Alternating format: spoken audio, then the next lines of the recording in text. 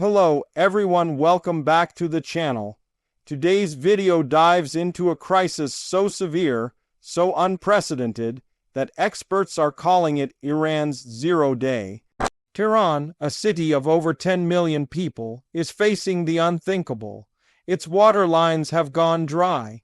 Entire districts woke up to find taps empty, reservoirs depleted, and pressure collapsing across the system. The government is now warning that parts of the capital may need evacuation if the situation continues to deteriorate.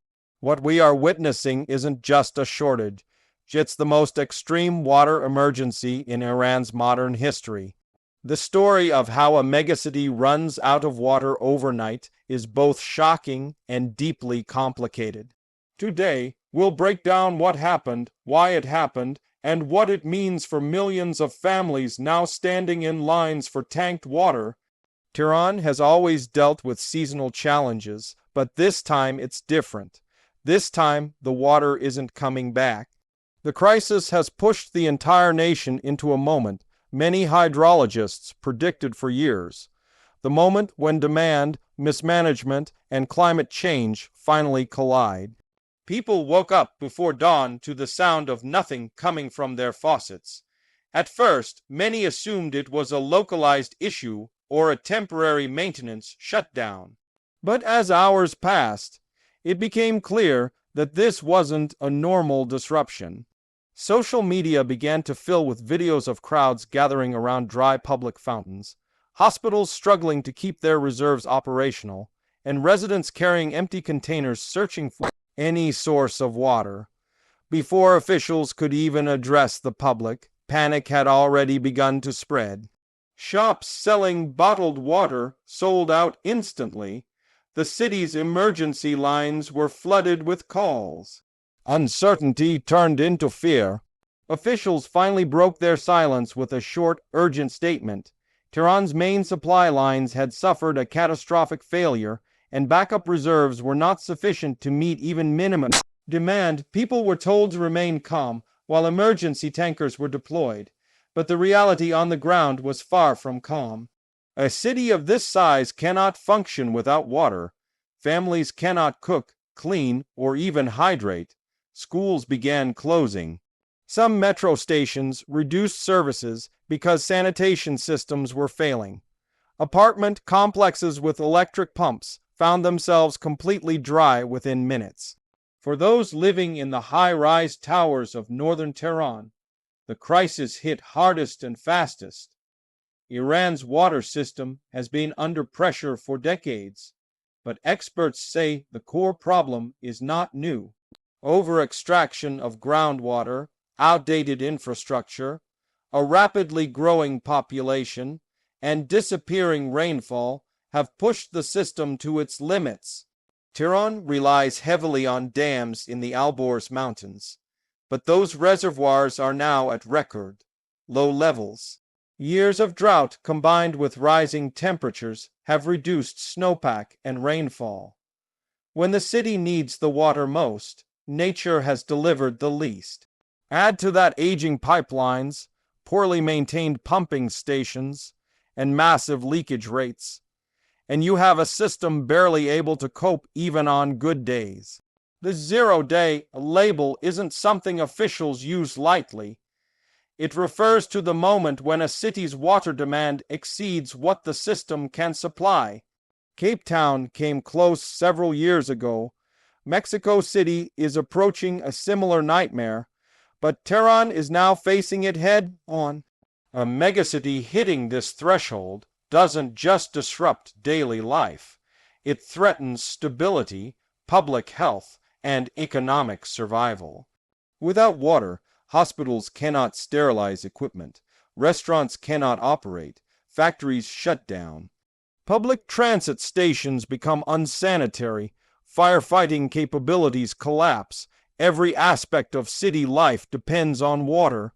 As Tehran's panic grew, the government began considering evacuation of certain districts, not because people wouldn't eventually get emergency supplies, but because water infrastructure in those zones suffered major structural failures. When pipes run dry, they risk cracking under stress. When pressure collapses, contamination becomes a serious threat. Some neighborhoods are now at risk of drawing polluted groundwater directly into the distribution system. For families living in those areas, even once water returns, it may not be safe to drink without boiling. Eyewitnesses describe crowds forming around tanker trucks long before they arrive.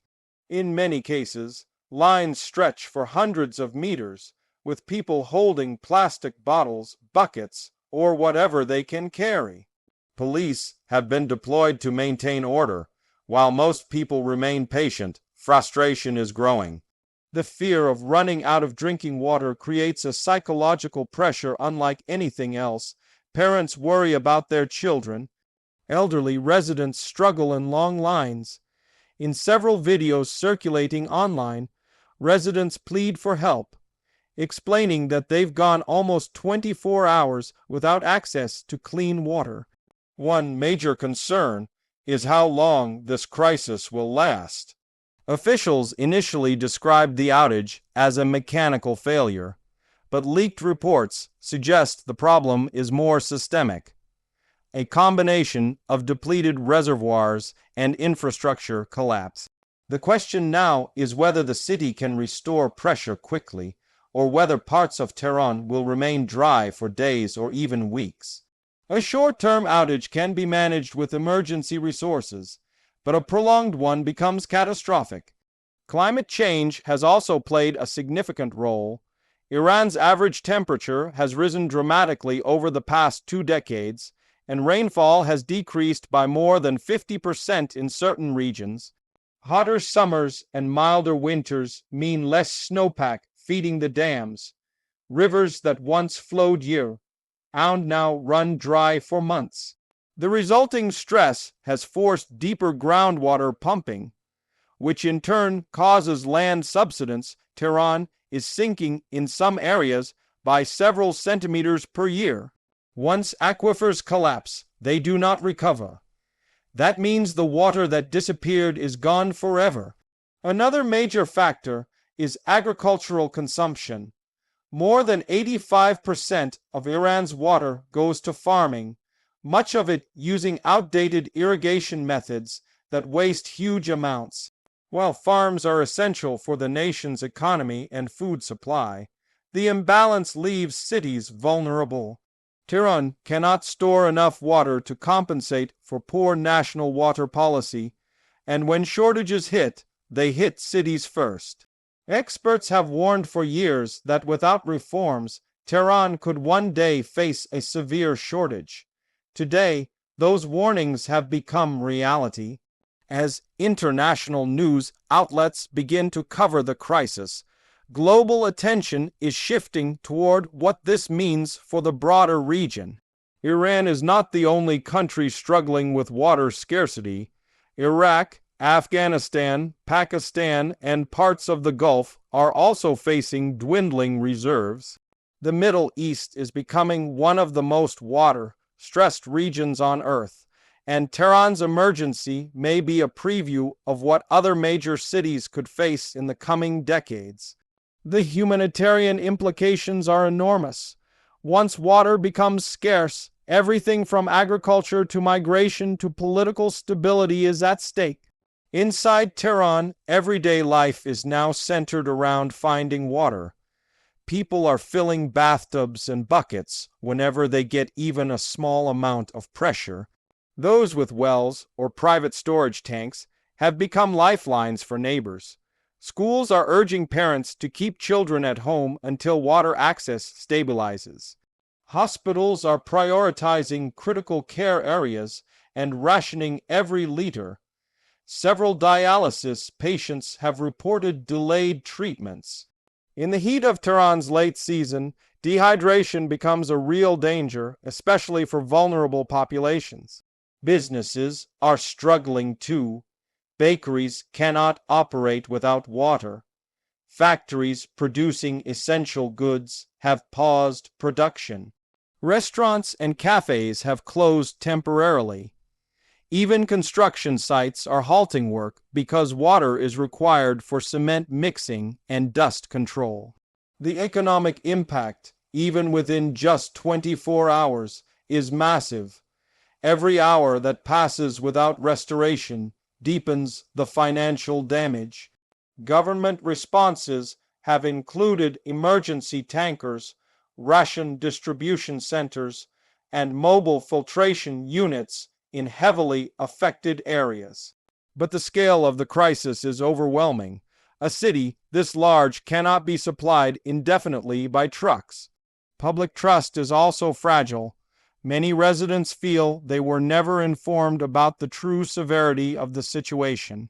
Some believe the government knew this was coming but failed to prepare.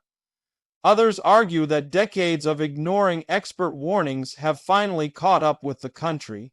As temperatures continue to rise and rainfall remains unpredictable, the challenge becomes long-term resilience.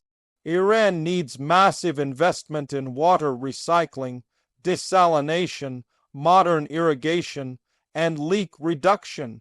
But these are long-term solutions for a crisis happening now. In the immediate term, the priority is restoring supply and preventing contamination. Engineers are working around the clock to repair pipelines, redirect flow from smaller reservoirs, and stabilize pressure. But they face obstacles at every turn: low reserves, damaged lines, and the sheer scale of demand. Families interviewed outside tanker stations speak with exhaustion. Some waited 6 hours to get just a few liters.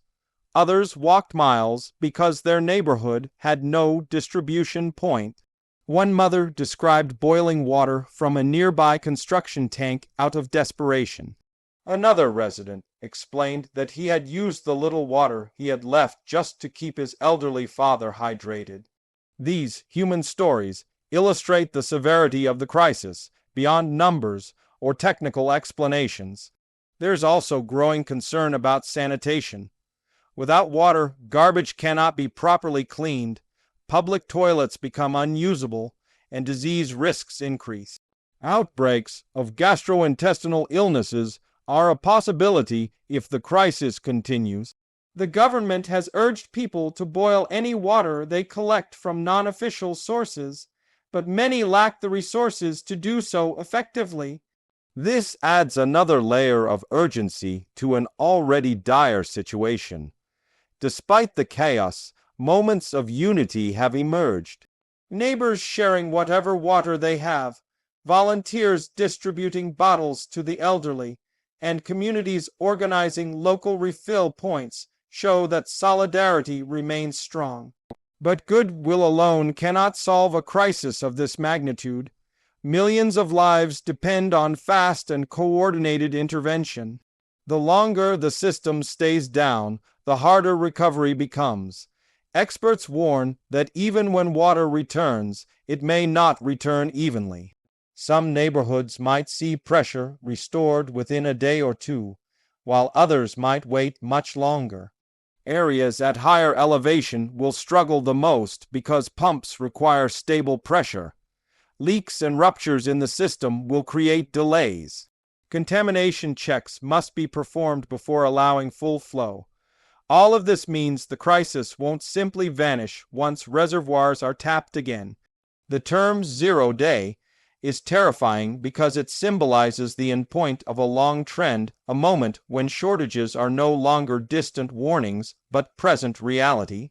Tehran's situation isn't an isolated failure, but the result of years of stress building beneath the surface. This is what happens when infrastructure ages without proper renewal, when environmental changes outpace adaptation, and when demand grows beyond what a system can handle. This crisis will likely reshape Iran's water policies for years to come. It may accelerate investment, force new regulations, and create a new awareness among citizens about conservation. But for the millions suffering right now, those long-term changes offer little comfort. Their immediate concern is simple: when will water return? In the coming days, All eyes will remain on Tehran as the government races to stabilize the system. If the crisis continues, evacuation may shift from a possibility to a necessity in some districts.